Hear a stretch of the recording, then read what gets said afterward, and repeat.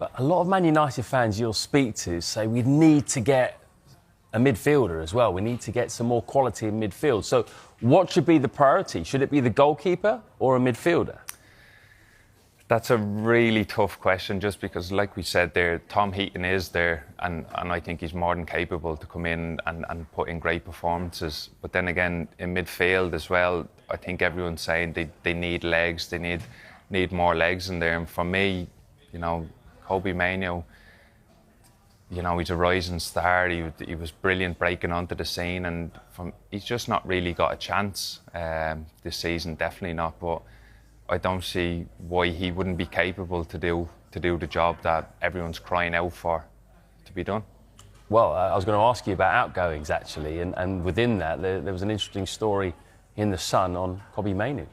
Yeah, it's a really frustrating situation for Manchester United fans when you see academy graduates potentially depart the football club. Alejandro Garnacho is probably likely to depart, but Kobbie Mainoo is a player who it feels isn't in favour under Ruben Amorim. There were a number of opportunities at the weekend where you thought maybe you could get Mainoo on into midfield, but he's not featured for a single minute so far. And at the back end of last season, we didn't see him a huge amount either. And I think there's an understanding the fact that he's been seen as Bruno Fernandes' deputy rather than a player who can play alongside Bruno Fernandes. Clearly, Bruno Fernandes, unless he suffers an injury or a severe lack in form, he's going to be playing centre midfield for Manchester United. So it does look like United would accept suitable offers or be willing to listen to suitable offers for Kobbie Mainoo, because clearly they're in a situation now where they want to spend even more money, but they're hampered by the bad business in the past and the inability to offload players for good money. We've seen that in this window already. Jadon Sancho, they can't find him a club. Rasmus Hojlund, that's not been easy so far. Anthony, who they signed for £80 million, they can't find a suitable offer for him. And this would represent pure profit if Kobbie Mainoo, an academy graduate, was to depart. But it would be with a heavy heart, and it would not be a popular decision amongst United fans. Guys, a new goalkeeper is closest to being done. Yeah, I think that's fair to say. Lammens, you mentioned that there in the transfer update. Talks are advancing now. A deal worth around £17.3 million. We're not expecting personal terms to be a problem with this deal. It's the payment structure which is under discussion right now. He was left out of Royal Antwerp's first team for their game at the weekend. They didn't want to risk this big deal for them. Whether or not he comes in and becomes United's number one, we'll wait to see. He's just 23 years of age. Clearly that the Belgian Premier League is a very different beast to the Premier League itself, but clearly United have an issue at the goalkeeper department. Donnarumma was felt as the one that could come in by Manchester United fans anyway and do a job, but clearly that's quite an expensive deal to do. And Kevin Hatchard spoke to us yesterday on Transfer Talk, and he said that Ruben Amorim has been monitoring this player even back when he was at Sporting. So it's clearly a player he likes. It's whether he likes him enough to put him into the first team straight away. Jeff, what does this mean for Andre Onana? He left out of the 11 again on the weekend. He's fit now. He was on the bench. Do you think his future at Man United is possibly over?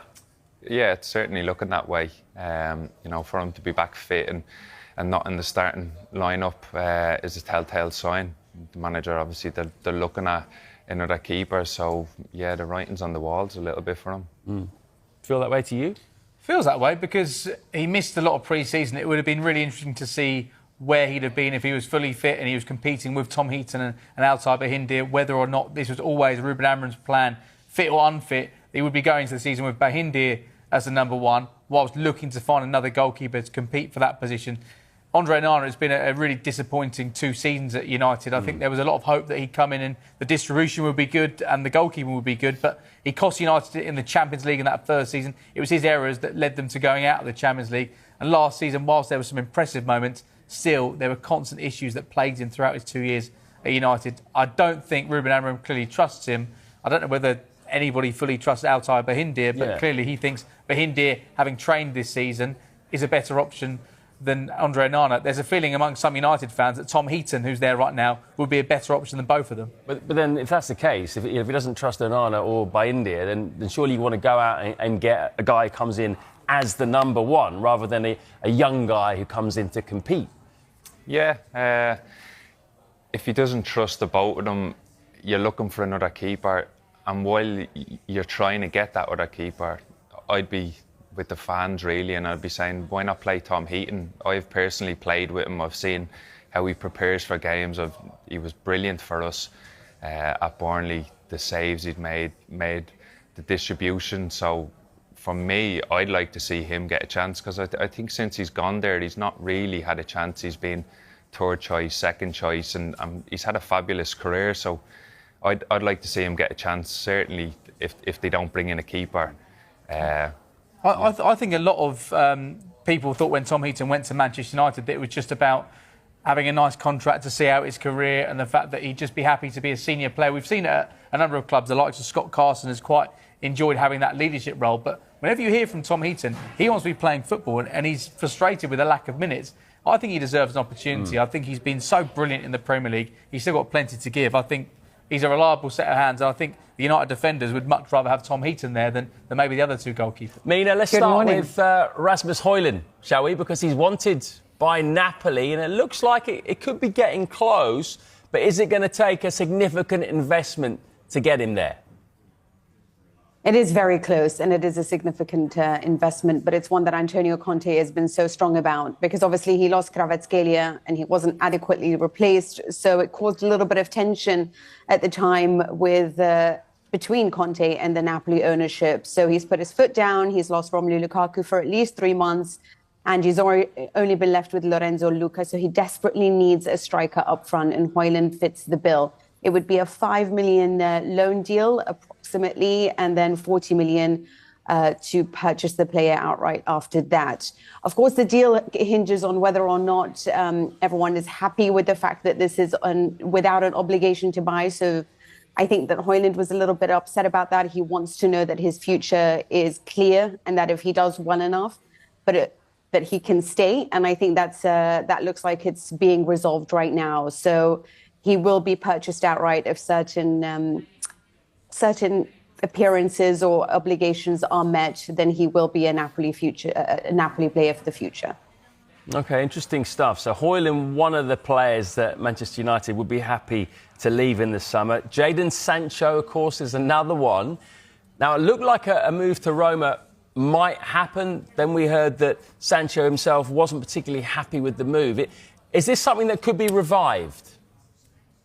Well, it looks so, because Roma director Frederic Massaro is in London right now, and he's going to meet with Jadon Sancho, as well as Chelsea winger Tyreek George. So this is the player, they actually share the same agent.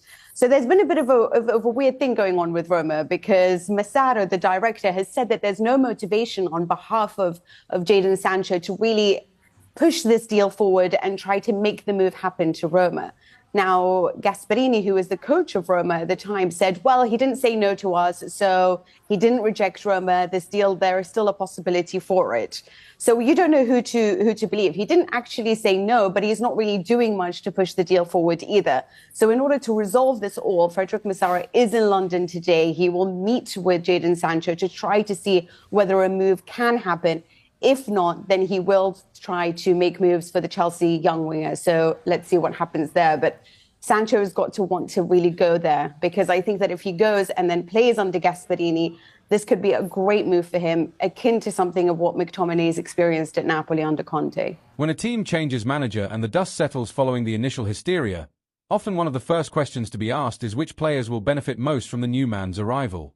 If a manager can start to get a tune out of an expensive recruit who has so far failed to prove their worth, they've instant credit in the bank from fans and those within the club's hierarchy. But there's a lot more to it than they played well under them before, and so this time should be no different. Take Erik ten Hag's arrival at United as an example. The Dutchman was keen to surround himself with home comforts, regularly targeting players either from, or who had spent time in, the Eredivisie. Yet, having inherited a player he had coached previously at Ajax in Donny van de Beek, he failed to get the best out of the midfielder, as Ole Gunnar Solskjaer had before him.